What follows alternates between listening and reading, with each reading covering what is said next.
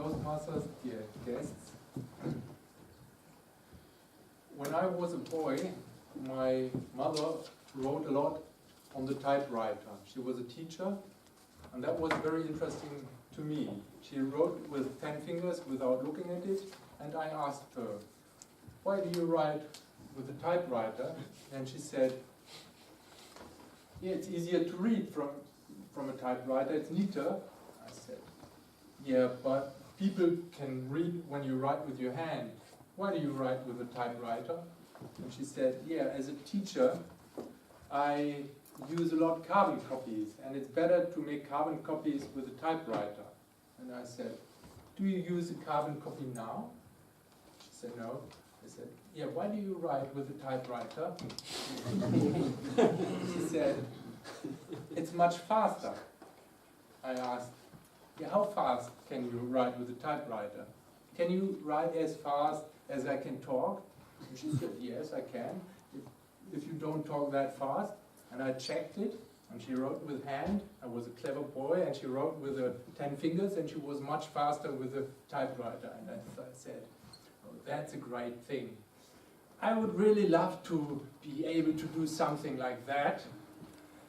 And my father heard about that, and he said, sure, if you learn to write with a typewriter, you get a pocket calculator. At that time, that was 1973, everybody had a slide ruler, nobody had a pocket calculator, and because perhaps that was something too big, he said to my brother and me, you both get a typewriter when you learn to do that. And my mother was also a teacher for typewriting, so she had a manual how to do that, and she gave me that manual, and every day I sat down for 15 minutes and learned to write the typewriter. Every day was a new letter, and after 3 months, something like that, I was capable of writing the typewriter, and there is a test at the end. You have to do, I don't know, 120 letters per minute, and you should not do any faults, and you're not allowed to look at that. So I passed that, same as my brother, and we got that pocket calculator. So why do I tell you that story, and why did that story came into my memory? On Saturday, I watched on television, on YouTube, a story or an explanation of how learning works. And with neurobiology, you can explain nowadays in detail the process that happens in your brain when you learn something. And that was a YouTube video from Gerald Hüther explained. When children learn something in the brain, in the middle brain, there are extensions through all over the brain, and these extensions emit serotonin in the brain. I thought that was something that is emitted when you go running. The running is high, but he said no, it's when you learn. And this serotonin has two effects. First of all, it makes you feel connected with yourself and with others, and it makes you feel you don't get any fear, you feel happy, you feel relaxed, so it gives you a good feeling. And the second thing is that it works like fertilization for the brain. So the cells will start to grow when they get that serotonin.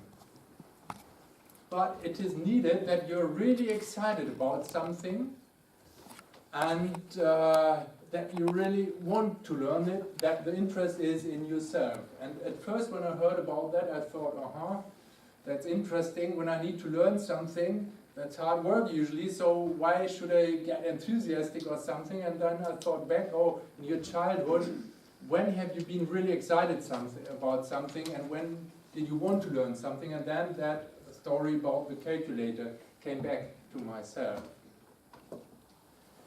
So the question for all of us is, of course, we are not children anymore, and Gerald Hüther also said children, they get about 50 to 80 times per day. Children get excited, they look at something, they learn something, and that's why they learn very fast a new language or whatever is needed. but what about us? How can we achieve that this shower of serotonin is switched on in our head? And I think a good question to that is, if you ask yourself, yeah, that is what the guy who invented these Apple machines, wouldn't it be great if, and if I ask that question now to myself, for example, wouldn't it be great if I could give speeches and everybody would get really excited about it? Wouldn't it be great if, for example, I could give speeches to my customers or colleagues and everybody would be really excited? And yeah, you could ask yourself the question, wouldn't it be great if? And for sure you will find something. And if we ask that question more often, I think I myself might achieve that more often. I should not get stuck into routine, but achieve really to get excited and get that serotonin shower switched on.